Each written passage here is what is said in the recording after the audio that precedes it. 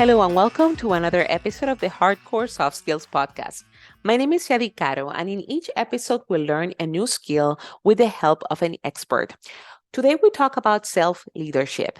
Before we learn how to lead others, we must learn how to lead ourselves, particularly in moments of adversity. I wanted to have today someone who, aside from being a speaker of leadership, is also a prime example of what self leadership looks like. Lisa Jaster is an American soldier, combat engineer, and one of the first three women to graduate from the elite United States Army Ranger program in 2015, one of the most difficult combat training courses in the world. Lisa was the first reservist to complete the course. She graduated at age 37, while the average trainee age is 23. By the way, at the time and now, she was married with young children. Before that, she graduated from West Point and she served tours in Iraq and Afghanistan. You can see the link on the show notes for more about her impressive career.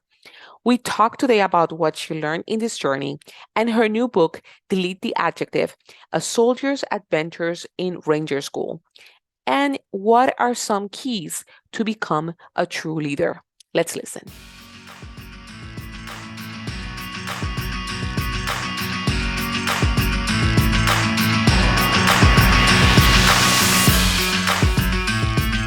Thank you so much, Lisa, for being here at the podcast with me today. Thanks for having me, Yadi. And I certainly appreciate it. And thank you, first of all, for your service.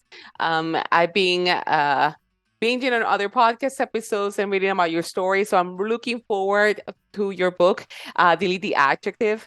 And there's so much I want to talk to you about today.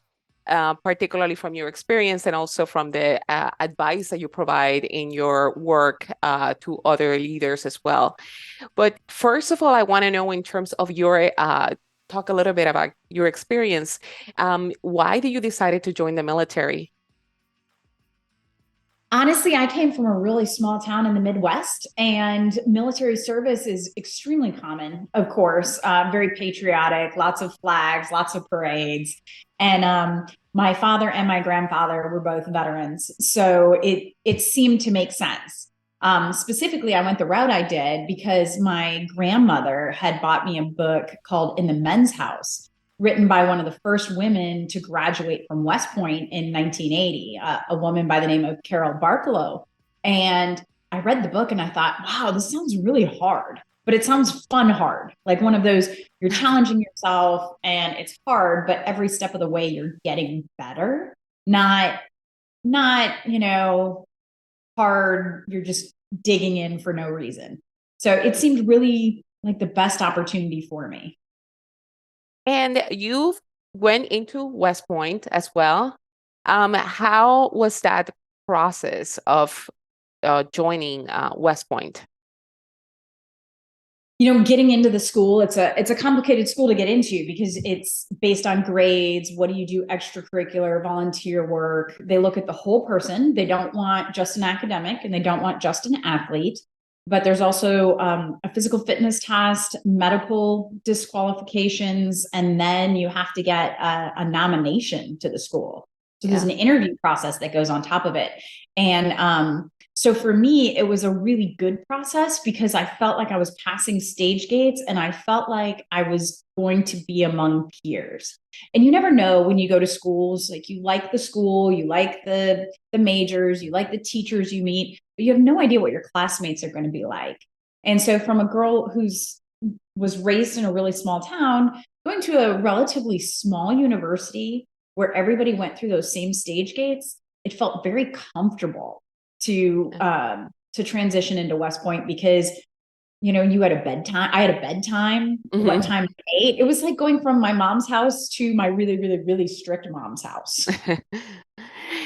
And I like when you mention about the concept of the fun, hard things to do. And for every one of us, I guess, is a little bit different in terms of like fun, hard, because all this stuff and all the items that you have achieved throughout your life, it just seems like you go from one hard challenge to another hard challenge. And because after your service, or as you continue your service, then you decided mid to late 30s to accomplish something very hard as well, which is going try to go into ranger school. Can you talk about that, about why it made you decide that? Was that one of those fun hard things that you wanted to do? I blame two men for making me be one of the first women to go to ranger school. Kind of like high heels were developed by men too, right? Um, so Hmm. my husband and Sergeant Major Robbie Payne, he was in my military unit at the time. The two of them kind of talked me into it, and the thought process that went behind there is, this was something that I thought I could maybe do, but there's plenty of people who could do it better than me. And the argument my husband gave me was, what if nobody else actually succeeds? And you're sitting here thinking that you could have succeeded. And it was like, ooh, I'd have to live with that. And it was a fun hard because it was something that I thought, I know I can do this. Now, will I do it? And what else is going to be thrown at me?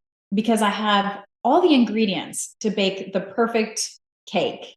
But if you don't put them together absolutely perfectly, you get a pile of mush. And so there I was standing there with all the right ingredients, and it was the challenge to me was, do I make a beautiful cake or do I have a pile of mush, for lack of a better analogy? So, and when you went into that and being part of that first class of women, how was that expectation of what would it be? Was there a gap into what it really was as you accomplished that? And actually, before we go into that question, many of our listeners are not from the military and they don't know, we don't know the specifics about what is Ranger School. Can you describe a little bit about that? Yeah, the shortest version of Ranger School is it's a leadership school. And the idea is people who come out with a Ranger tab, they graduate at the far end of the 9 week school. They have been tested to see if they can continue to be good combat leaders under stress. And it's the only way to really test it. And, they take you, we live in the field for 10 days at a time. We have limited sleep. The average day throughout the whole school is 19 and a half hours long. And that Wow. means when we have beds, we're sleeping 4, 5, 6 hours. When we don't have beds, we're sleeping 1, 2 hours.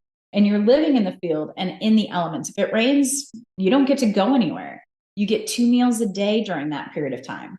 And so the basic concept of the school is, how stressed out can we make you and then test you in leadership positions? And can you still perform at a high level when you're tired, you're hungry, you're wet, your feet are blistered, you've worn the same clothes for 10 straight days? Like, can you still lead troops in combat? And that's really the basics behind the school.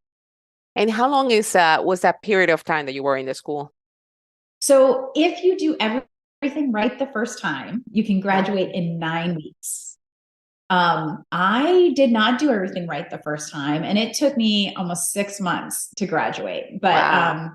I restarted from the beginning after being there for 9 weeks, and had to go through everything from scratch all over again. And it was definitely a physical and mental challenge. Wow. So it's double the challenge or triple the challenge, just going back to Yes. back and going into that. So you over overly achieve on that. Wow. Yes. And what was that gap of what you expected it going in? Do you expected any hesitation being a woman or whatever it was? And what was the actual experience? I alluded to it earlier when I said I had all the right ingredients. Well, what I forgot was I wasn't the only input. So you're being tested on your leadership skills. Well, part of being tested as a leader, and I know this is something that interests you and your audience, isn't just you as the leader, it's the followers. And you can't lead resistant followers. So that was the part that I had forgotten in my mental equation when I left for school. I didn't just have to worry about me.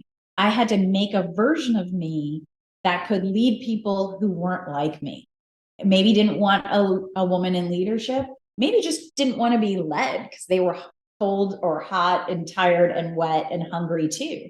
So That was the part that was a divergent from what I was thinking about when I applied to go to the school.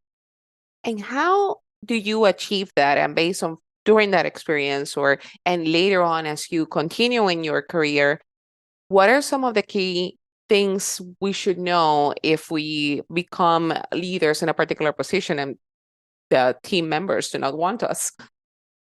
Yeah, so I think the biggest lesson I took out of Ranger School is a communications lesson, and that's speak to people the way they need to hear you. So when our parents and grandparents, whether they were managers in business or they were in the military, there was a leadership style that was very dictatorial. Thou shall. Yadi, you need to get these 7 things done today. Well, that doesn't work anymore. Like it or not, it doesn't work anymore. So I can no longer come like General Patton in World War II, stand on the top of a tank and tell 1,000 people, you must do this because I said so. I Mhm. now have to walk around and say, hey guys, I really need you to do this. This is why it's important. This is where you're adding value. And really communicate with each individual. And so that's a leadership dynamic that's critical in the military, but it's really critical in corporate America. And we forget that a lot of times that the human that you're trying to lead also has a doctor's appointment tomorrow and has a kid that's sick at home and has a dog that needs to go see the vet, and they might have a leak in their bathroom. And you want them to be worried about a report. And you address there the concept of kind of the versus the authoritarian leader versus more servant leadership. So when you talk about leadership and what is the ideal definition of what you consider a leader is? I think a leader ideally is someone who is very flexible, can change for the situation. That authoritarian leadership is necessary. Military is an easy example, right? So if we do go to combat, I have to be able to tell all my soldiers, hey, you have to go take that hill. You have to move forward in this austere environment, in this hostile situation. And they have to just do it. But we can't get to that authoritarian leadership without months and years of me listening to them and understanding them and talking to them as an individual. So I think one of the key components of leadership is the ability to be a chameleon as a leader, lead for the situation, change for the situation, and lead the person separately. And then the next thing is consistency. Whether I'm going to be coming to you and calling you on the weekends and saying, hey, Yadi, I really need your help on this, please do it. Or I'm saying, hey, I need you to do this. You have to do it. The underlying message should be that I'm consistent.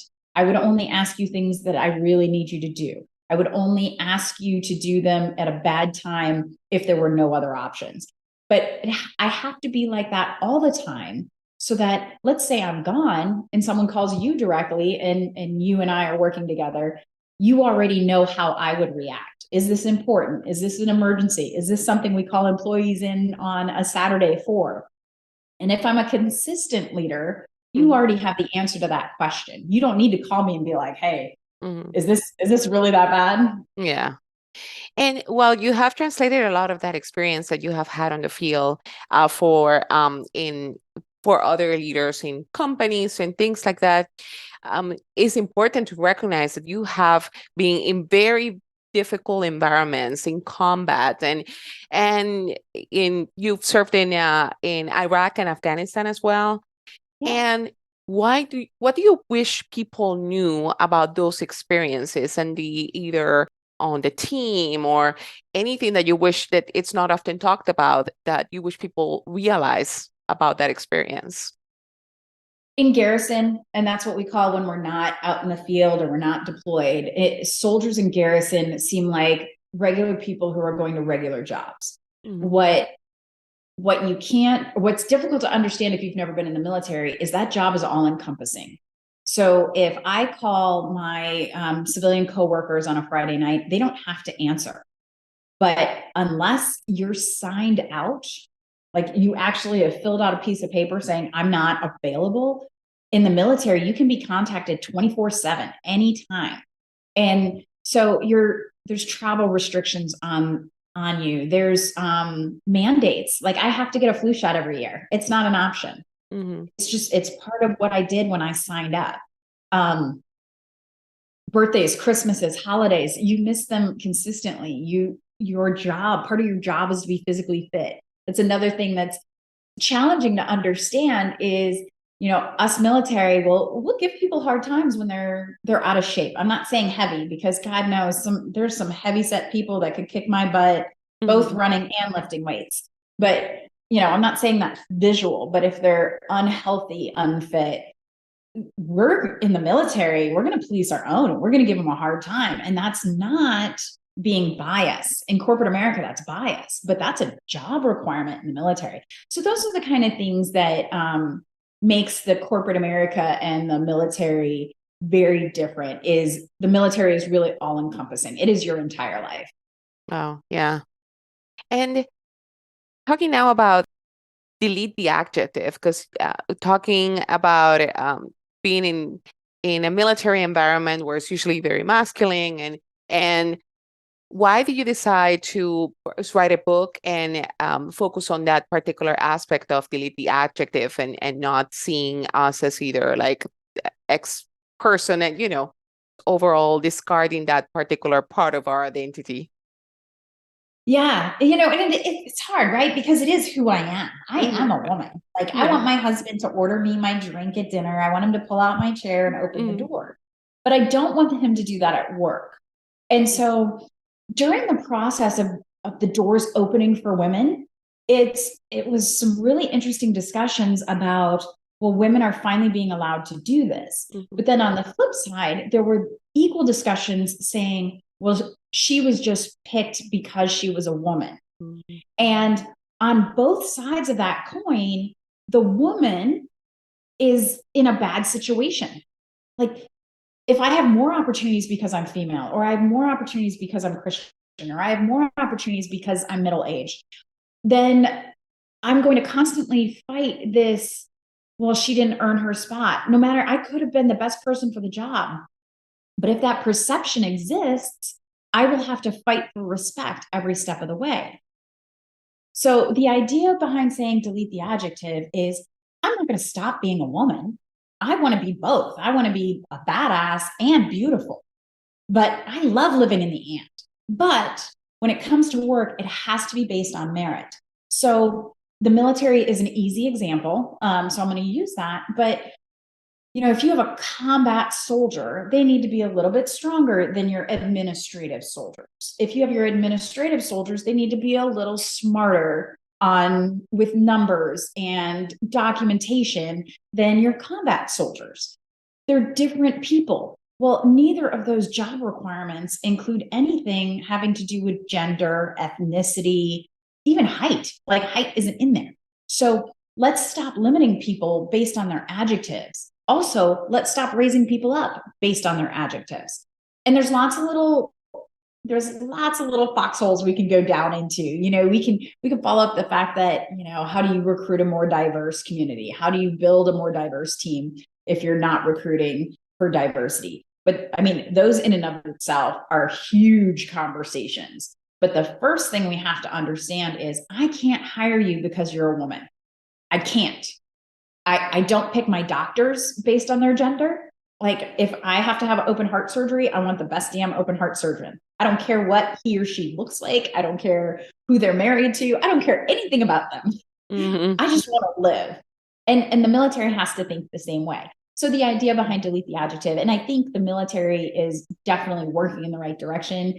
I want it to be recognized across the board, corporate America, schools, sports. I'm not saying that we should get rid of women's sports versus men's Hmm. sports.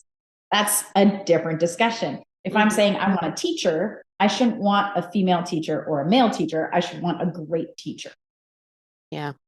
And you're an engineer by trade as well. And why did you decide to help spread the word about this particular message, very important message that you have after completing Ranger School, and overall about leadership as well? Yeah. So as an engineer, with regards to deleting the adjective, as everybody knows, right? STEM is not an area that's highly gender neutral, right? Mm-hmm. It's a lot of dudes. It's a lot Mm-hmm. of dudes. And the delete the adjective concept is I shouldn't hire an engineer because she's a woman.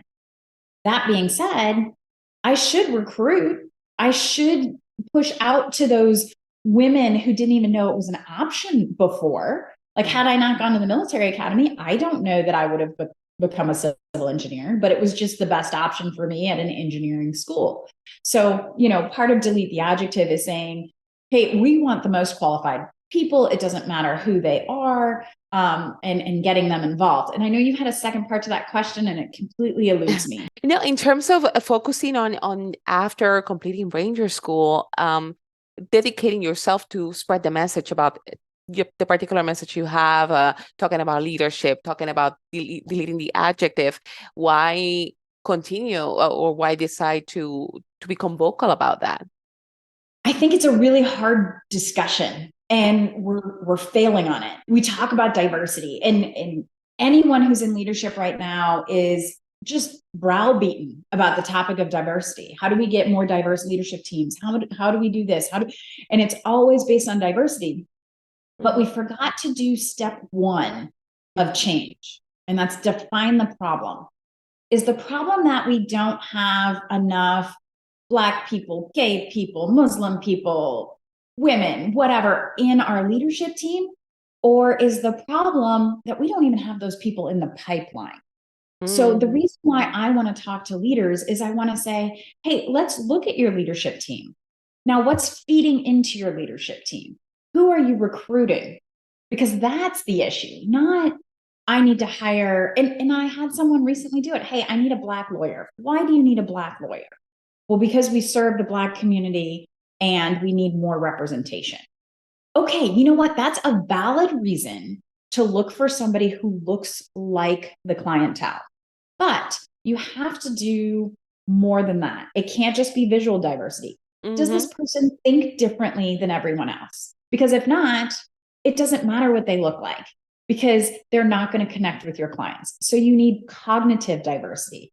What about experiential diversity? Do they have different experiences? Are you bringing a person in who actually understands that group of clients because they lived in similar communities? They were raised in similar families. They did similar sports. They went to the same kind of schools. And so we are so focused on that visual diversity. You Yeah. and I are diverse. We look different, Mm-hmm. but we are both hyper focused on leadership. So I bet that one thing makes us kind of think a little bit alike, and we might not be as diverse as we look just because I'm really pale with red hair. We Mm-hmm. might look diverse, but we might not actually be diverse. So Yeah. I brought delete the adjective up in the military example, but I try to push it in. I'm a partner at Talent War Group. Talent management is what we do. And I really focus on delete the adjective with that organization as well, because I want people to look at cognitive diversity. I want them to look at experiential diversity and the visual diversity before you start hiring and firing and building your leadership teams. Yeah, that's great, because it's not just discarding the discussion of diversity. It's actually going more in depth into that and ensuring that people know about it and are included in a more in-depth way. So that's great. And in terms of the topic of self-leadership as well, how can we as individuals, based on your example too, in terms of all the you've always tried to strive for harder challenges, and what how can we as individuals, who some of us may not be as driven, how can we set an example to others in terms of becoming achieving that skill of self-leadership? I think one of the most basic things you can do is read. So leadership is readership. We talked about experiential diversity, right? I Mhm. am never going to have somebody else's childhood, but that doesn't mean I can't read a great autobiography about a childhood that I just can't fathom. And when people write books, they open their hearts and you get to hear what they're thinking. You get to read what they're feeling. Every aspect of their life you get to experience. I'm never going to know what it's like to live in certain countries, and even reading it, I'm not going to completely understand, but I will become more empathetic. So if I want to put myself in a position to be a better leader, I need to read. And I'm not talking about leadership books. As much as I love them, our company is based on a great leadership book, but it's also, I need to read a romance from another country and understand the emotions and how different cultures communicate. And all of that goes back to something we talked about earlier, which is, as an effective leader, you have to lead the person. So if I've got employees that don't look like me or don't go to, Cornerstone Church every Sunday, I have to understand where they're coming from before I can figure out how to communicate with them. So to answer your question, to make a short story long, leadership is readership. Yeah, that's absolutely. I like that very much in terms of how much reading can open up different worlds for us. And what other recommended skills do you have that we as individuals should develop and cultivate more, aside from focusing on the specific activities of the job, like either engineering or in any technological field? What other skills should we really focus on? Since we were kind of going on the self-leadership, obviously I believe becoming a better communicator is huge as you develop yourself. I think one of the other really important topics is self-branding. And something we forget to spend time on is understanding who we are and what we are thinking about. Stan McChrystal is a former 4-star general, very, very influential leader. And one of his interviews or one of his books, he said something about spending 10 minutes alone by yourself, not doing anything. And that's not eating breakfast but it's just sitting quiet and thinking, like having focused thinking time. So what I take that as is I take 10 minutes to get myself centered. I take 10 minutes to really think about who I am, what I want to accomplish today. And then from there, I work on, as an individual, leading myself first, I work on how I want to brand myself. How do I want, based on what I thought about, how do I want other people to see me? And then how do I advertise that so that other people, it takes 10 years. My husband and I have been together since 2004, and I'm still learning new things about him. So you can't expect your supervisor, who you might work for 2 years, to really understand who you are. So you need to brand yourself, whether that's with an effective resume or CV, or that's with how you project yourself at work. They need to know, hey, these are my priorities, or this is what I'm good at. And how do you brand yourself? So I think self-branding is probably second only to becoming a better communicator. Thank you so much for all this great knowledge and feedback. And I wish we had more time to talk about your story, because that's why I really look forward for the book, and to be able to understand more of your experience as well, and all the fascinating work that you have done as well. So what is the best way for people to reach out to you, or if they wanted to know more about the book, or just simply reach out if they have questions? Yeah. So I have a website, which is just deletetheadjective.com. Wonderful. And it's got links to all my social media. The book is coming out on Amazon at the end of the month, 31 January. You can get signed books on my webpage, but really the important part, more than selling the books, is I also believe that mentorship is huge. So reach out to me on Instagram, Facebook, Twitter. I do have a TikTok account, but that's only because I have teenagers. I'm not checking TikTok or Snapchat.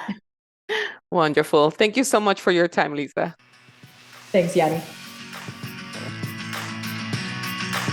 Thank you for listening today.